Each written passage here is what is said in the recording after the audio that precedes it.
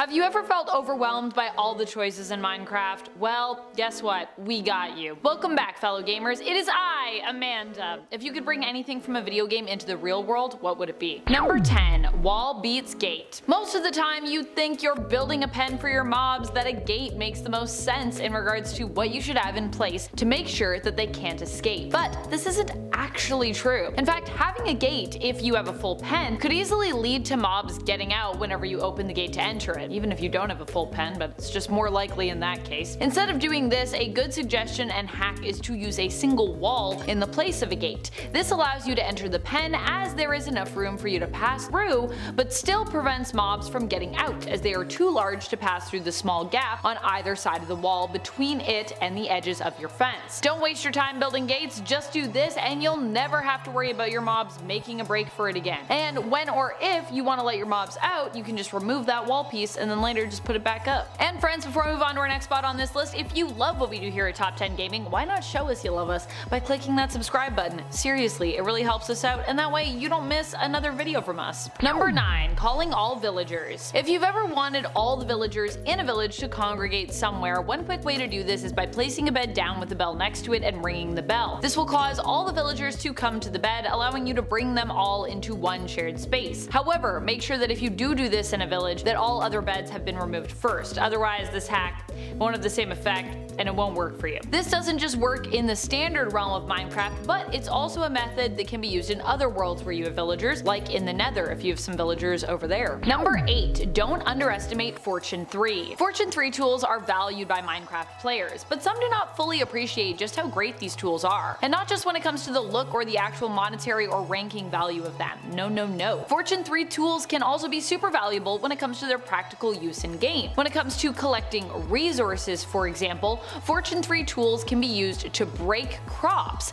and, in exchange, farm the most resources out of them. Simply using a Fortune 3 tool to do this will result in you getting tons more resources than you would with a normal tool, if not the maximum number of resources that a crop can yield in some cases. This isn't the only place where using a Fortune 3 tool is preferred either. Using a Fortune 3 tool to break gravel will also yield you flint, so if you're looking for flint, this is a quick way to get that. Well, quick, I mean, you have to have a Fortune 3 tool first, but still. Number 7. Hidden light source. Have you ever felt that torches ruin the decor of your home? Do you want to use a torch to light a room, but you just feel it clashes terribly with your whole design? Do you not know, perhaps, where to put torches, and you're kind of looking for a new type of placement that works, that's creative, that's fun? Why not add light to your room without leaving a torch on display at all? You can do this by placing a torch and then placing an armor stand over top. This should still allow the torch to be visible, seen through the legs of the armor stand. Place an armor set though of your choosing on top of the stand to have on display, and voila! The torch is now hidden, but the room will remain lit. Now, no torch is visible, and bonus, you have a cool display of armor that you can show off to anyone who you happen to share your love of interior design with. Number 6. Block entry. This tip involves protecting your home from zombie invaders. If this is a concern of yours because you have a nice wooden door on your home and you know at night those zombies are gonna come, but you don't want to get rid of this door for design purposes and you still want your home to be protected, you can do this easily. Simply place sand blocks above the door. This way, if the zombies break the door and try to get inside,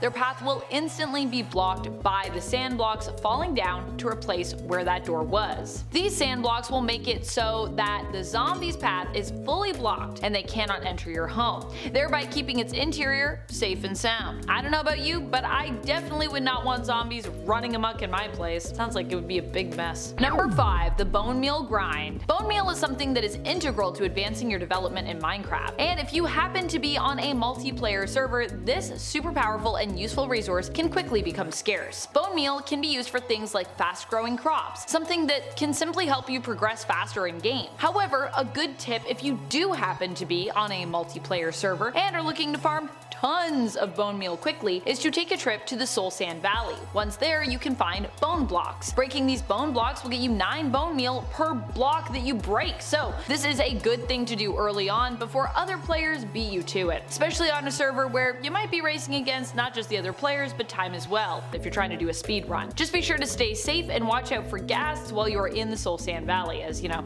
they might get you.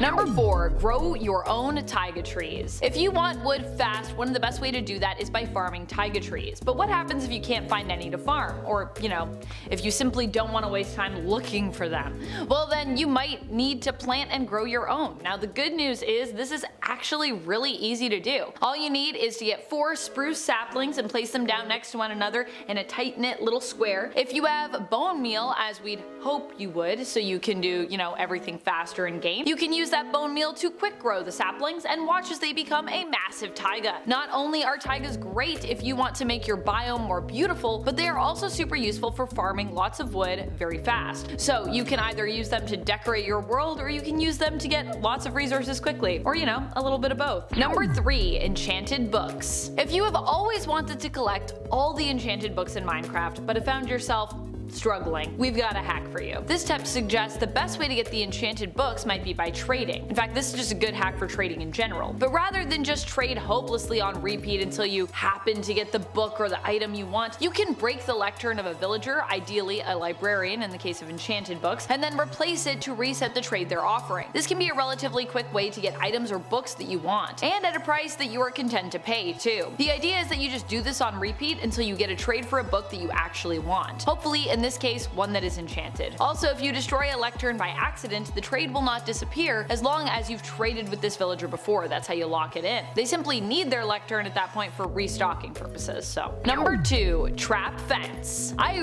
really love this one. By using trapdoors, did you know you could make a pen that for mobs is inescapable? Place multiple trapdoors in a square outline on the ground, leaving the very corners of the square empty. Then prop all these trapdoors up, which basically closes them. Doing so will create a trapdoor fence, a trapdoor pen really, or as I like to call it, a trap fence. Once you have done this, you will have created an inescapable pen for mobs. Using food as bait, you can lure mobs into the pen. While they will be able to jump in to follow you in, once you leave with the food, you'll notice that they're actually not able to jump out and follow you, even though they're definitely going to want that food, so they're going to want to follow you. This is because of the trapdoors that you use to build the pen. You can trap multiple mobs and mob types in the trap fence pen at once. This is a trap that these mobs would likely have never been expecting. I know I wasn't. I was thinking about how you can use trapdoors as a fence. That's so cool. Number 1, my friend the snow golem. Another pro tip if you choose to go exploring or spelunking in caves